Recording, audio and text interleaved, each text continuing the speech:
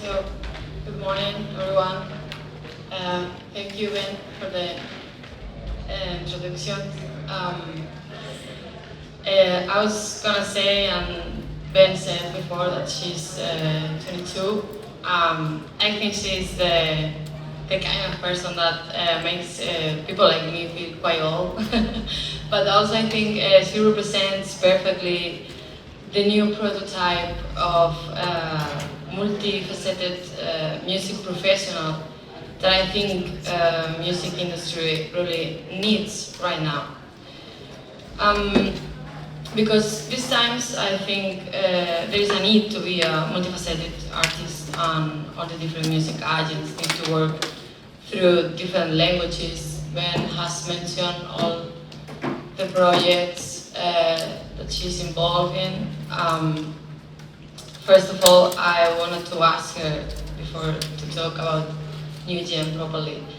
I would like to know is how do you manage working in so different disciplines? Also, do you find it difficult or overwhelming sometimes, or it's just a way of working like innate in the new generation? I think working across so many different things is kind of a very millennial and new way of being. I don't really feel like there are a lot of people now who can just have one hustle. To be competitive in whatever industry you're in, I do feel like you need to be able to be multifaceted. For everything now, I do feel as well, especially musically, the artist is a brand. And it's like where the artist is a brand, that means that everything has to be very, very well done and well executed in order to make sure that they are at the highest level of what they're doing, so making the best music and they're generating the most income. And that means that their brand, from between live, merchandise, performance, music, whatever it is that they decide to do, it all has to be amazing. And I think that we just try to reflect that as well as a music brand. Essentially, it started off in the live world. We started off by doing New Gen live shows. The brand was born out of kind of a lack of great live shows for underground British rappers in the UK. So we started with that, and live shows, it can't happen once a week, so we were approached to do a radio show as well. So then it went into New Gen Radio, which was a weekly show, very popular on an underground station in the UK. And then from there, we kind of wanted to make music with the artists that we loved. And so it all just came quite naturally and quite gradually, but incredibly fast at the same time. It feels natural to me though that in this day, there would be so many different entities to how you create content, release music, perform music, and we've just tried to kind of encompass all of that and do it to the best of our ability. But yes, I guess it's difficult at times, but it feels worthwhile because it gets the word out there. So we could say to the young people who is thinking now to make a project that the only way maybe, or the best way, is to thinking about a transversal way like to work, like different platforms, different languages, marketing, social media, right? I think you have to kind of start in one place and do one thing well first. I wouldn't tell anybody straight away to be like, here, go do radio, go do live shows, go and do whatever it is, because that's also really confusing and really difficult. And there definitely has been times where I've struggled and needed other people to help me. And we've got an amazing team that work on the New Gen stuff. And so I would say if you're new and coming into the industry, try all the different things. I've tried everything. I've gone from blog, before I actually had any of this stuff or we're working on it, before I was at XL Recordings, I'd worked and interned across a lot of different platforms, from radio to blogs,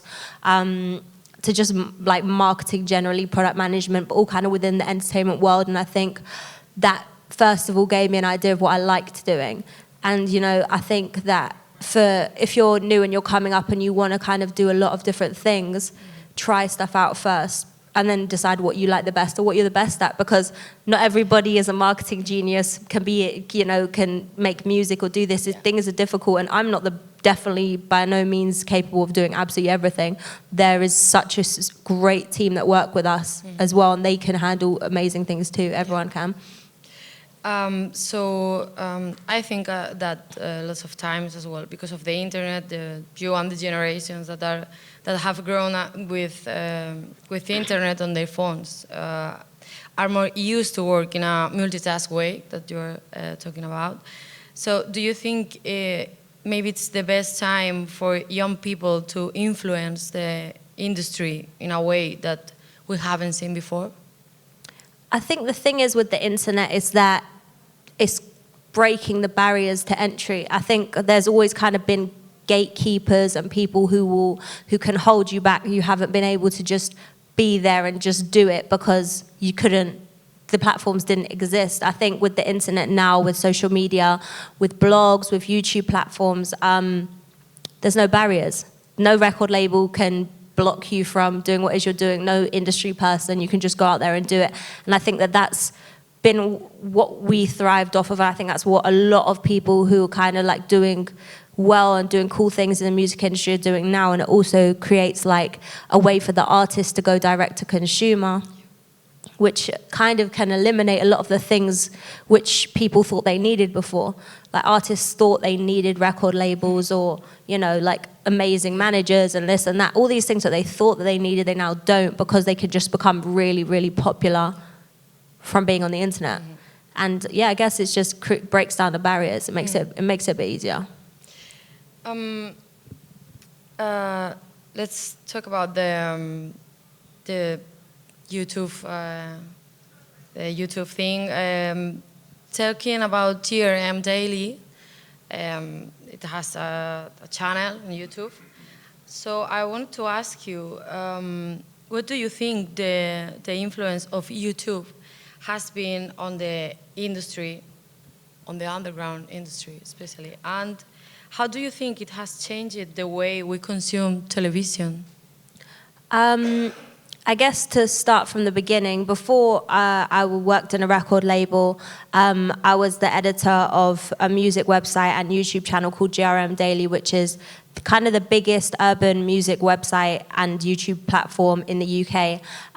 So I think, to be honest, the only reason why I could do my job now, the only reason why New Gen exists as a platform or as a brand is because of being at GRM and kind of finding these artists first.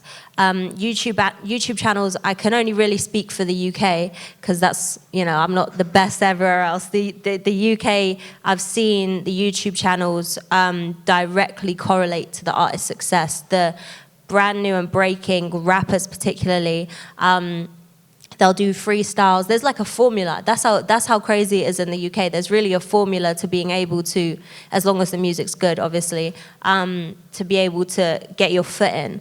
And these artists, there's like 3 major UK rap YouTube platforms, and as an artist, you can kind of work your way around them.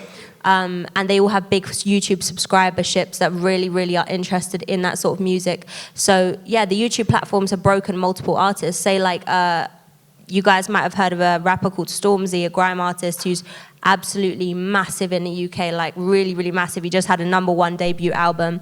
Super, super cool guy, but he's like 23. And he broke through YouTube. Like he was doing freestyles on his own YouTube channel, and the kids just like were obsessed with him. And that's where he came from. And so that was like, it's so, so, so important to our world. Like that's the most important way that you should be coming through. Like if you don't have content, then it just doesn't feel like it's really connecting. And then as far as TV goes, I think that the young people, and I don't know if this is a global thing, but it feels like it, young people are just on their phones all the time. TV, as we know, is becoming very on demand. Like, I don't really feel like that many people are watching things live in the moment unless it's like a big series or something that everyone loves. So in general, content is being consumed quickly. Everyone has a lower attention span, and that's because we've become used to it. Like stuff like YouTube becoming so big has meant that our attention span is just smaller. So I guess, yeah, it has, for the younger generation, pulled them away from TV and conventional viewing. But that creates a really exciting opportunity, I think, for YouTube and for people who are creating content and for people who are making music videos and doing really cool online pieces to engage with young people. I think that's where everyone is. Let's talk about music. Focusing on new Gen Compilation. Amazing, by the way. Do you think that music genres are becoming more fluid? For example, instead of classifying music with one genre, being more open to the blending of different genres, do you think we should kind of stop using music labels in that way? Now, it's a bit of a difficult question because I think, like, from working in a record label, genre definition can be important just on a logistical side. Like, you know, there's stuff to do with iTunes and there's different places where you need to be able to kind of branch it under something. And I'm totally of the school of thought that genres are crossing over and blending so much. Like, the New Gen Compilation is a original album that we put together starting at the start of last year. We released it this January. It had a collection of who I would consider to be like the most relevant and cool, upcoming and very, very talented British underground artists, from like R&B singers to trap and drill rappers to grime artists. Like, it's across the board. You know, there's even like dancehall sort of stuff in there. And so that for us, our whole point with that project was to say that the genres are blending and we take influence from so much, like the Britain, and I'm sure the same with a lot of other places now, is culturally so undefined. Like, racially is very, very, you know, together, and everybody is influenced by so many different things. So the grime MCs could be influenced by Afro beats, or, you know, there's just, the influences are crazy. It's really, really crazy. And I think that our whole thing with that project particularly was to break down like a genre definition, where everyone thinks that the UK is just grime. It's not. That's a small percentage of it, and a couple of the artists that you see who are really successful are grime artists, but there's like a huge Afrobeat scene emerging in the UK, a huge rap scene in general, just like really intelligent rap that's great too and really popping. But yeah, I think like as far as genre definition goes, I'm sure in other genres and sub-genres, they feel the same way as we feel. Like with rap music, oh, it's not all just grime music. There's this section and this section and this section and this section. And I'm sure it's probably the same in like in dance or in techno or whatever it is. I'm 100% sure that things can break down like that. But, you know, we can maybe just be more clever with labeling. Like the reason where those genres are necessary is for, say, like iTunes or for reviews on in magazines or and stuff like that. It's maybe just about being more open and being more receptive to evolution of genre. So like iTunes, I think iTunes might have just put in a grime section where they never had one before. It used to just be hip hop. So where it was hip hop before, they've now recognized that they need that too, to recognize the grime MCs and artists. So I guess, yeah, I think it's just like the things that define genres, that those guys being a bit more aware of what they need to do. Another change that I would like to talk about is the labels, the record labels. With so many changes in the role of intermediaries nowadays, due to the internet and with your experience in Excel recordings, how can the labels stay relevant? I think there's always going to be a need for record labels. There's always going to be a massive need for them. As far as major record labels go, independent record labels go, every situation doesn't suit every artist. Now, you could be as successful as you like independently, but there might become a time where if you want to be an international superstar, you need to upscale and you need the resources, you need the logistics, you need the money. There's certain things that a label can bring to you that you would need. But I think for every single artist, that situation is different. And so there can be artists that can successfully exist with all of these things you've just said, being independent, being straight to consumer, having a little distribution situation where their music just gets released on all the DSPs, so across Spotify and iTunes and Apple Music, etc. But there are artists that are going to need just a far bigger infrastructure. And you know, it does change genre-wise too. Like, I think within the pop world, major labels are totally necessary because of just the scale of songs, the scale of campaigns, the scale of international, and financially needed as well. And then, you know, in other worlds that are more micro, niche and smaller, independent record labels can serve a great job, or artists being completely independent. And I've kind of seen it across the board from working with artists who are signed to major labels, but also working now in an independent record label. And the type of artists that we want to sign, I would say probably our biggest competition to try and sign an artist is them being independent. It's not actually them going to a major record label, because the sort of artists that we would like are people who would happily work by themselves. So I think it just depends on the scenario, and record labels at the end of the day will always have a purpose, but they serve a purpose as, like, in the most part as a bank, or as a, you know, as providing logistics. So that's my opinion. Okay. Another intermediary figure in the music industry is the press or the music advisor, where you also have experience. How important is the role of music radio in underground music scene in London? Because you have a powerful radio circuit. Yeah, I think radio's always been a massive part of the UK, like across the board, especially just within underground music in general. We've had loads of pirate radio stations, which is kind of just illegal radio stations, basically, where that was where a lot of the early grime rappers and MCs were coming through. They were doing radio sets, and that's literally where all those guys' stories started. So say like a Skepta, for example, who any of you might be familiar with, that's where he'll tell you his story started.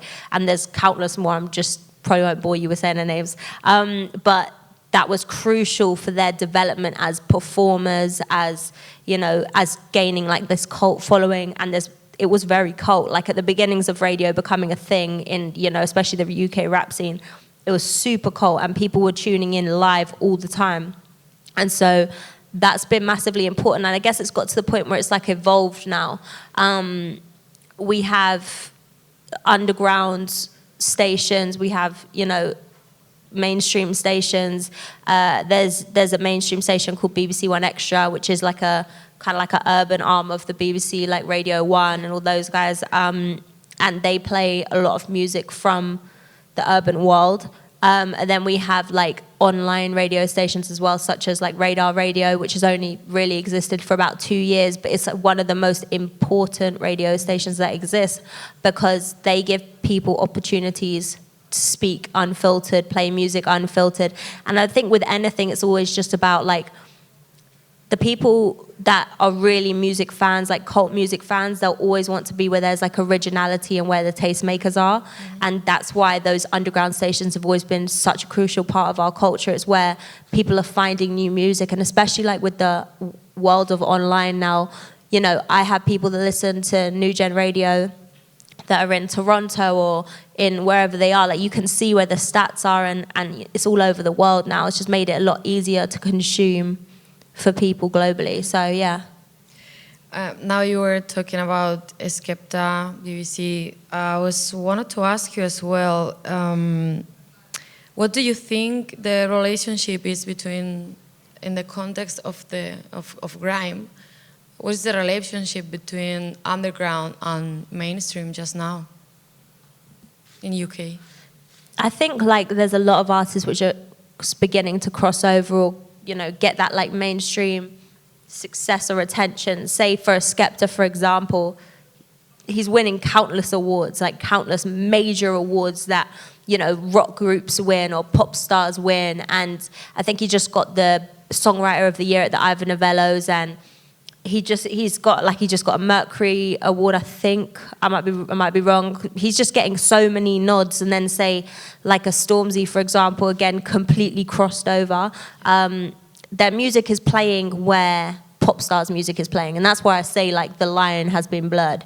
So like Stormzy might have a song on Capital FM, which is like maybe our most mainstream pop radio station ever. Same with another guy called Jay Huss who's coming through. But it does, I mean, it's not everyone. It totally isn't everyone. There's like 2 or 3 artists who are crossing into that mainstream space. Aside from that, it's still very underground, but it's growing.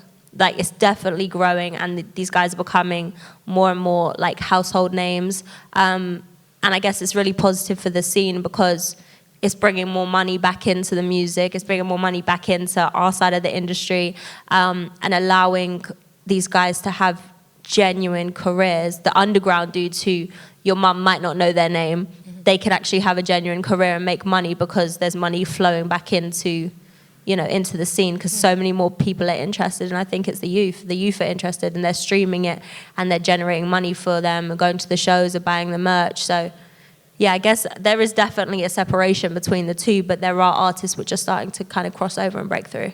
Okay. We were talking about this separation, but now I wanted to ask you about the importance of the links in the scene. I mean, the thing is, you have the new Gen compilation where lots of artists are doing a collaborative project. So just now, how important you think are the links between artists when they have all the tools on the internet for doing it by themselves? Do you mean the artist collaborating? Yeah, like the different artists making something together. I think like it's massively important to show unity at times because, you know, as anything can get when it's getting really successful or scene is becoming really successful, artists can seem very every man for themselves, or we're only going to do our thing, they're only going to do their thing, and so on and so forth. And I think sometimes we can set a good example, especially to the, you know, to the new ones who'll be coming through afterwards, about how to empower each other as musicians. And I think that that's what a lot of the artists are doing now, is they see the benefit in collaboration, not because it might make them the most money or do this or do that, but it's just genuinely because showing the unity is just a good example, is a good example to people in general. Now let's talk about one of the most important topics nowadays, I think, money. If artists don't receive profit from their music, because it's free on the internet, how can they earn money in other ways? And what's your experience in monetization in music industry? I think the first point is there are a lot of artists. Well, I, again, can only really speak for the UK, but within our scene who are putting their stuff through distributors from a very early point. So say if they're reaching from like, I don't know, like 30,000 views on YouTube upwards, they've already gone to a distributor and the distributor is taking a very small percentage, like 10% or whatever, and putting their stuff, their music across all of the digital platforms. And then if those songs then start to stream really well, the artist are actually generating an income. Like there have been artists that I've worked with who can make £5,000 off one song, just on their Spotify or whatever, and that money isn't going to anyone else, it's going straight into their pocket because they're independent, they don't really have to pay for anything, they're just making music. And that's actually a great way, I'm not saying that every artist can do it or make that much money or whatever, but it's a great way to first kind of get in control of the music you're making from, the money you're making from your music, because to be honest, no one's really putting their music up for free anymore. I don't see it really anyways, and I definitely advise against it, because even before you're in a sort of record deal or, you know, in a further state in your career, you should be putting all of your music on Spotify or on iTunes or Deezer, whatever's the most popular thing, because people are always going to stream it and someone's going to be making that money. Before, when people were really using SoundCloud, nobody was seeing money from that. The only people who were seeing money from that were SoundCloud. And then now everyone's kind of migrated across onto the other platforms, and they can genuinely see the money come back into their bank account with every single stream. Like, the songs on the big YouTube platforms that are getting 1 million views, they'll also be getting 1 million streams on Spotify. And 1 million streams will make them £5,000. Do you know what I mean? So it's like if they have 10 of those songs, that's how much money they've made that year. So I would say like there are upcoming artists who are actually making a decent living out of just being organized with putting their music on the streaming platforms. You know, but I say that for the talented ones. I would say aside from that, if you're not making money or don't feel the money in that sense, there's other ways to generate income. Like if you grow your brand well enough as an artist, then you can put on shows, even if they're small shows with a cult following. You just have to make it an experience. That's like a big thing for me, is always about the show being an experience. And say even if you have 150 people come to your show, and then the next time you have 200 people, the next time you have 250, you could do that in 3 to 4 times in a year. Do you know what I mean? Just going up gradually and gradually. And if your show's a good show, then people will buy and come and see it again and see it again. There's countless artists who have been to multiple ones of their show. Even though I know they're performing the same songs, I just enjoy the experience of attending. And I know fans are like that as well. And then I guess on another angle, if you think that merchandise is something that you could do, which I actually think that if you have a strong enough purpose for doing it, people will buy into it. There are artists that, you know, fans just love them, regardless of if their music sells loads or if it doesn't, and they could actually make decent money out of, you know, t-shirts or hoodies or hats or whatever. And it's just like, to be honest, it's just being clever about what your income streams are and the possibilities for that. So there's multiple ways. I think that we just need to be more open into exploring them, making artists more aware of them, and just kind of like really taking advantage of the fact that every artist now is a brand and they can do it too. Going through the more academic part, we were talking about that we have all the tools and internet, but how can we preserve the role that academies play in music education when we live in a world with free resources at our fingertips? I guess it's what you're referring to, like academically. Like as far as going to university and studying stuff to do with music, I don't know people who have done that and found it worthwhile.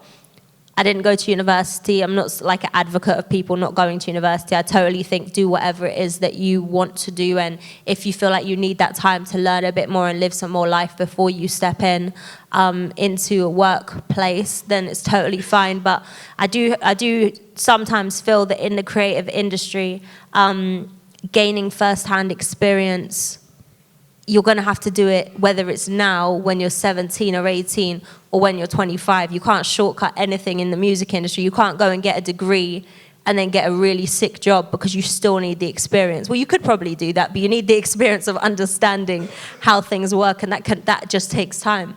So I think like you're right as far as, you know, those things within education are becoming less significant for people in the creative world, but it depends on you personally. Again, it's whatever suits your situation, whatever it is that you want to do. For me, it didn't happen like that, but that's because I guess maybe I really wanted to work straight away. I was very bored in school, so I just felt like going straight into somewhere that I could just get hands-on experience felt like the most exciting thing to me. But some people might not be ready for that at that age, and it's just totally depends. I think the internet and stuff like that is making it more easy to get access to certain things that you didn't before. You can, you know, hit people up on Twitter and ask if you can shadow them or intern with them, or, you know, people will find you as well if your internet presence is popping enough or you're talking about the right things. And yes, it's a different time now. I just think that, you know, the rules of yesterday are not the same rules of today. There's no like clear-cut way of doing anything. It really is down to how you want to operate your own career, pretty much. We have talked about internet, but what about the life outside the internet? How can we preserve the authenticity of the local music scene? Because in case of grime, I think the real life is really important. The real life, the street, the hood, it's really important. I think, to be honest, what I know for definite within grime and within UK rap, there is definitely like a conservation society, whether they like it or know it. There are people who will fight for it, and I think that's just a part of what's within you. When you've grown up with something, or when before the media get into it or whatever it is, you feel very protective over your music and the world that you come from. And I think it's generally down to, if you're a part of a scene, it's making sure that you're not the person to go and sell it in the wrong way and you got to speak about it properly and educate people properly and pull people up on things if they, in a polite way, if they get it wrong. And I think there's been countless times now where in the media they've started to depict certain things within grime and UK rap music wrong, like in a wrong light, or they talk about it wrong or whatever it is. And the way that people get onto them is crazy, but it's good because they won't make that mistake again, or at least they'll make it to a lower degree, which I think it comes down to just how the story is told.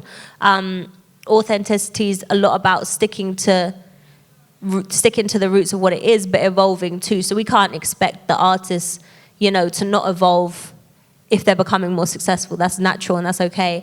But it's just being true to where you've come from. And I think that as people in music or people around artists, we should always encourage the artists to be true to where it is that they came from. They don't need to change and become like pop artists now that they are making money, or now they sign a record deal or something. You can continue to do that because that's what got you here in the first place, unless you do want to go and do that, which then is your choice, but just be aware of what you're doing. So I think it is just down to the scene and the people who are in it to keep it alive and to keep supporting it in the way they're supposed to be supported. Grime and street are really linked, but also quite divided. We were talking about this before because of the police targeting of grime on rap shows. I would like to ask you, how is the situation nowadays in UK? Because I remember watched some documentaries about this. The problem with the police in the UK is quite substantial still when it comes to rappers and rap shows across. It's not just grime, it's across the board. To be honest, grime probably has the least problems now. That's probably nearly okay. It's actually, there's other rappers which are a bit more targeted. And I guess the reason why that is because where these artists have come from is not an easy place. Like, it's really not. And so things that they might have done in their prior lives kind of catch up to them when they start to become successful, leave that life behind and have their own careers. Because as you know, crimes can sometimes be unforgiving. Going to jail can sometimes be unforgiving. Being gang affiliated can be unforgiving because the police will, in the UK, continue to see you as that person until you make a major change, or you get a #1, or like you get a co-sign from Drake or something like that. That's how they see it. So it kind of, it's a problem, but it's a problem that everyone's trying to work around, and it's a problem that the booking agents are all aware of, and the people who are trying to make these shows happen. It's really just within the shows. It's not within anything else. It's just within the performances. There's a lot of artists that I work with who aren't allowed to perform. One of the artists that I work with specifically is not allowed to do shows, and he's definitely very successful.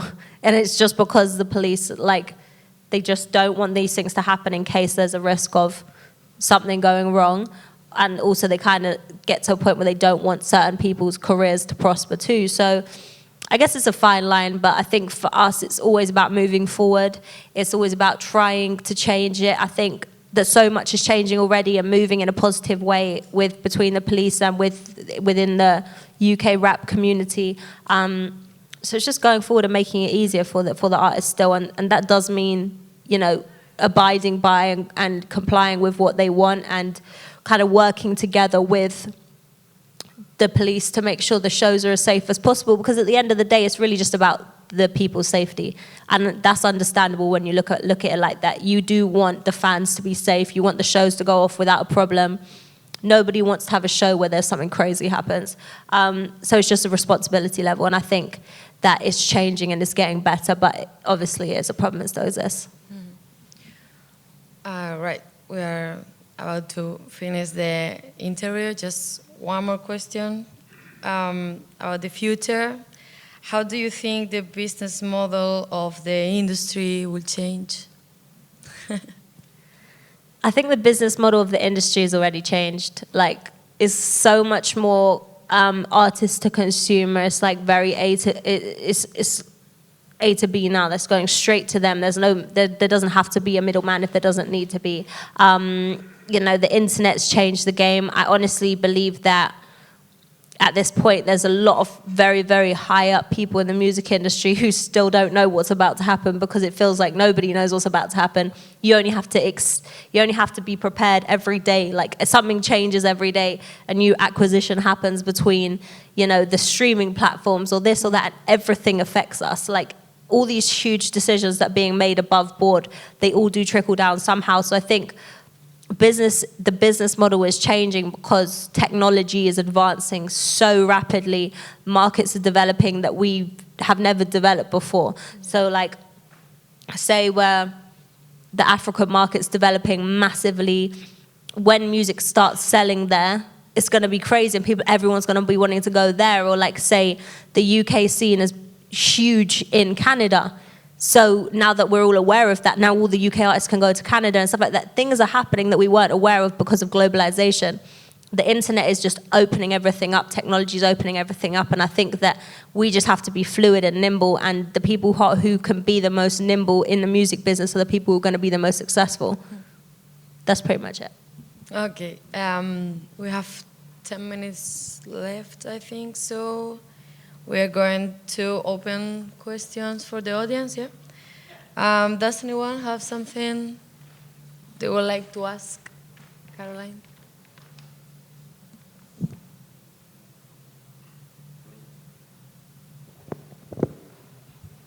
Any questions? ¿Tenemos preguntas? No? ¿Seguro? It's your last chance. I spoke quite a lot. They probably don't have anything else to say. Okay. Alicia, anything you? Okay. Yeah. Maybe they'll. Yeah. Because I guess she has a positive message. I would like to ask you, what would you say to someone like young girl, who wants to start just now a project? Well, young, even the other ones, because sometimes we don't know how to start a project, or I don't know, which skills would you say? Do you know what? I don't think anyone really knows what they're doing ever. Like, I can honestly tell you, hand on heart, pretty much every time, and it's funny, I had this conversation just earlier, no one knows what they're doing, and it's like, when you're going forward, you just try and be as informed as possible and make mistakes, and you just got to do it. And so I think for any people that are coming through at any age, if you're trying to start and do something new or work on a new project or in a new role, you just have to be excited, and people feed off your excitement and want to work with you and want to do the best you can and be focused too, because there's a lot of people that speak a lot and talk a lot. Everyone can talk a great game, but when it comes down to really getting work done, that's where, the cream will rise to the top. The people who are really getting the work done are the people who will be successful. And I think that, if you're coming through, just be passionate, because, you can sense passion, and people want to be around that and want to work with people who are passionate. So I'll say it's probably more it rather than, certain skills and stuff like that. It's really just in your mentality of and being excited and want to work with good music. That's really it. Like, I think it's quite important just now, the do-it-yourself thing. Like, to have a punk attitude on the way you work.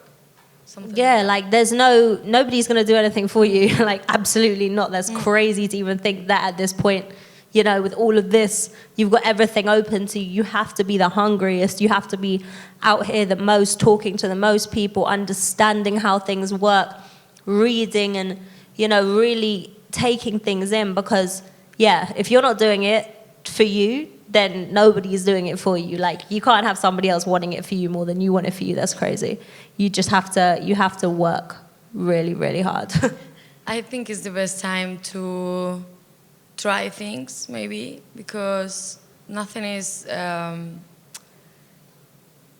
everything. We can try everything. Like, we have everything on the internet, all the tools there, and you just have to take it and do yourself with that, and just go. Maybe it's like I think it's a time like for the creation, like to put a value on the creation projects and stuff like that.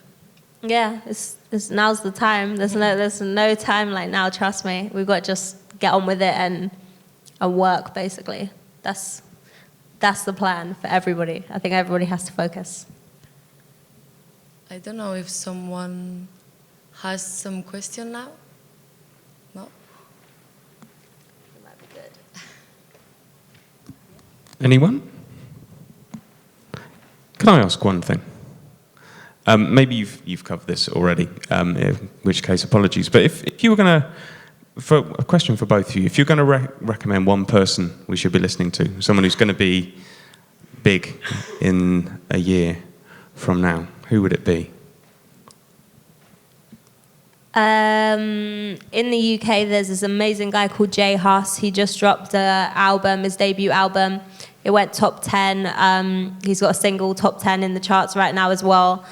He's kind of like one of the most talented people that has broken through the underground. He really came through, as we were talking about earlier, from a YouTube platform, from a freestyle, just under 2 years ago, and he now has a top 10 debut album and single, and he's literally so talented. The album's called Common Sense. Go and check that out. It's Jay Huss, Jhus. It's amazing.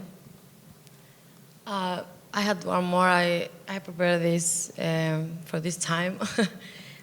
Some days ago, I read TRM Daily an interview with some Japanese grime artists, MC Pakin and DJ Sakana.